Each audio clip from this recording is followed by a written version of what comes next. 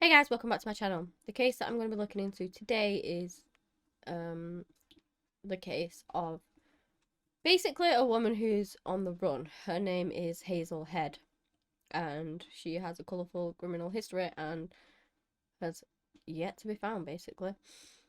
Um, Sorry if I sound a bit different because, yeah, I have got a cold at the minute, so, why do colds just absolutely floor you? Like, it's just a cold, but it makes you feel rubbish.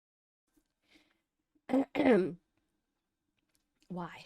I don't know. Anyway, let's jump right in.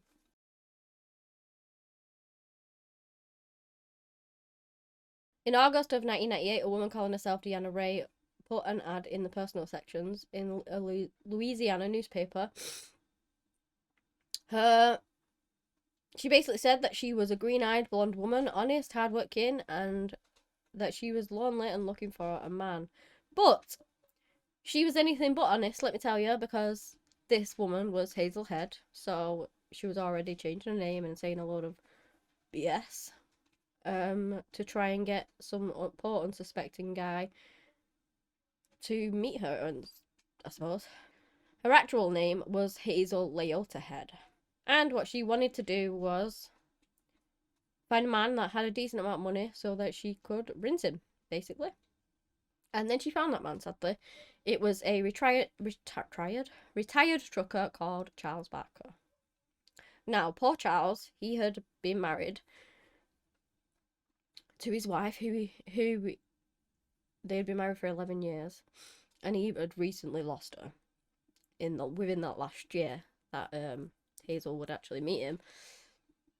She lost her life due to a reckless drunk driver. It must have been so devastating for the family, which left Charles on his own. He actually got like out of court settlement for it and got quite a decent sum of money from it. But he was so sad and so depressed for quite a long time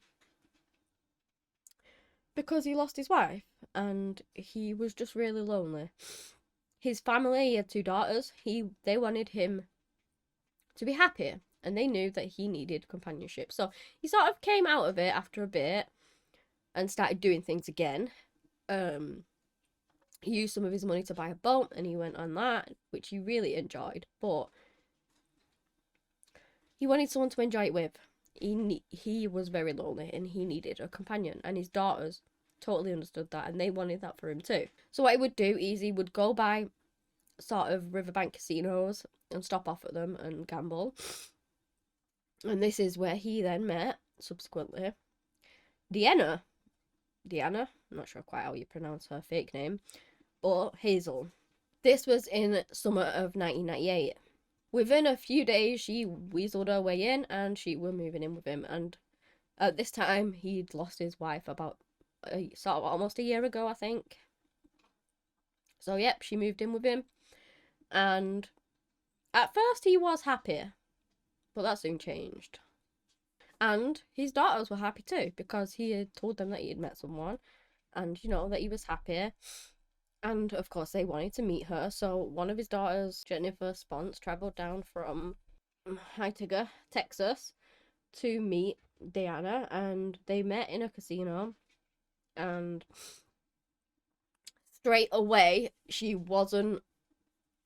I don't know. She thought there was something off. She thought that this woman was basically a gold digger and that she was just after her dad's money. That's the impression she got straight away. And it wouldn't actually take long for her father to think the same as well. A few weeks later, he was talking to his other daughter, who was called Cindy Jefferson, on the phone, and he actually started crying, which she said that she had never ever seen her father cry. So that was sending up massive red flags straight away. And it was over his relationship with Deanna that they weren't.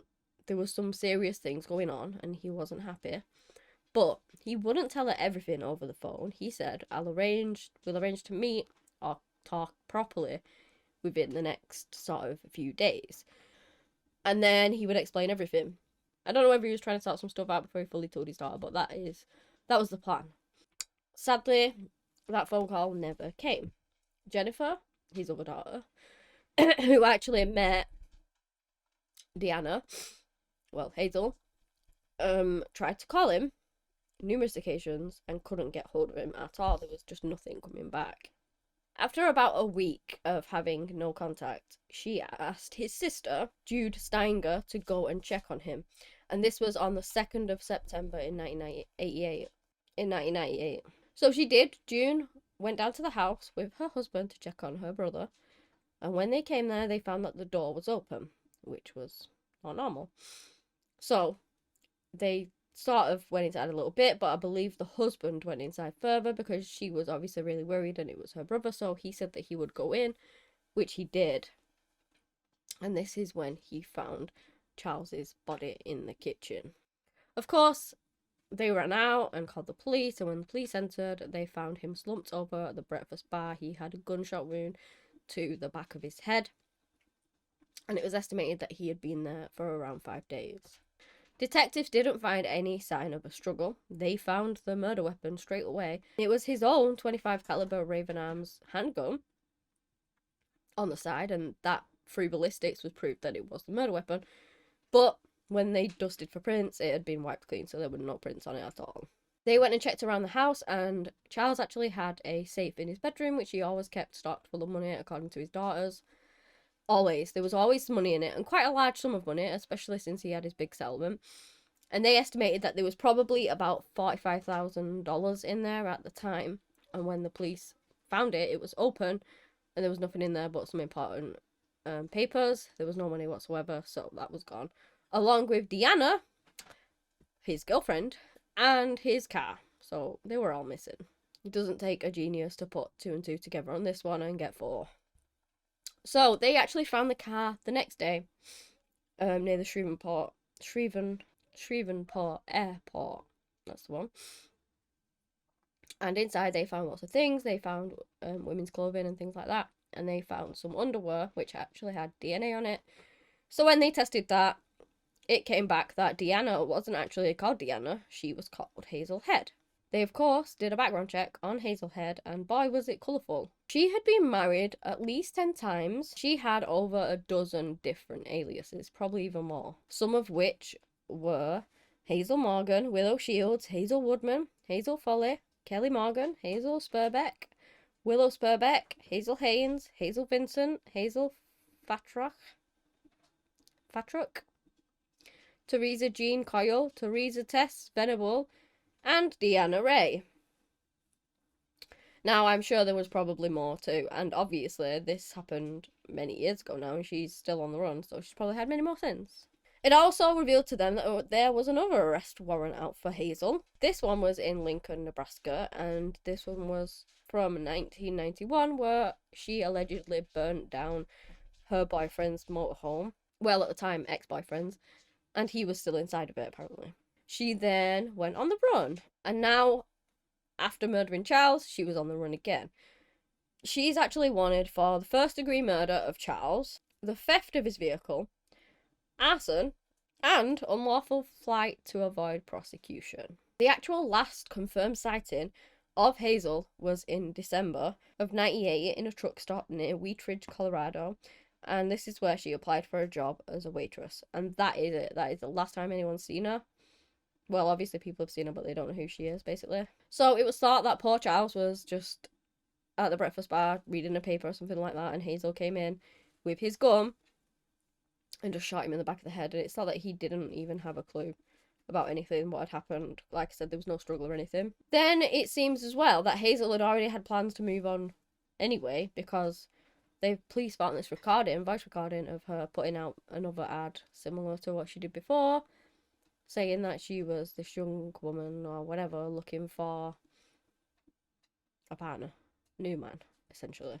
And this was while she was still with Charles as well.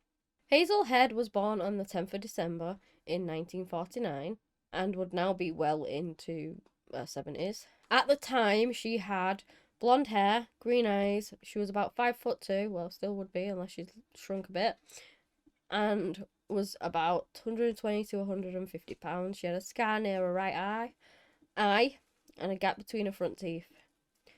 She is known to frequent truck stops and hitchhike, so that is probably how she's got away with it. That is how she's been on the run for so long. But she must, unless she's deceased, she's out there somewhere still, living a life, getting away with murder and all these other crimes that she committed, stealing money and theft and all this lot. She's basically just a horrible person who's affected a lot of people in a negative way and took Charles's life and his poor daughters and the poor family, his sister, everyone that knew him. And it's just so devastating because all he wanted was a partner to enjoy the rest of his life with after losing his wife in such devastating circumstances. It fully breaks my heart. I really do hope that one day Hazel is caught.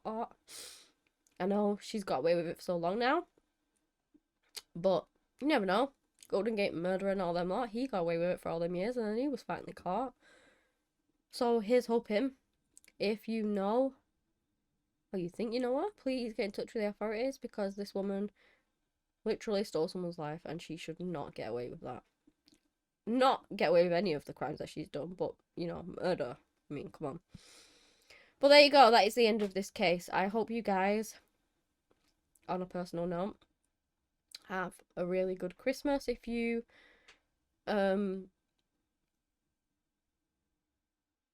celebrate it. I couldn't think of the word celebrate.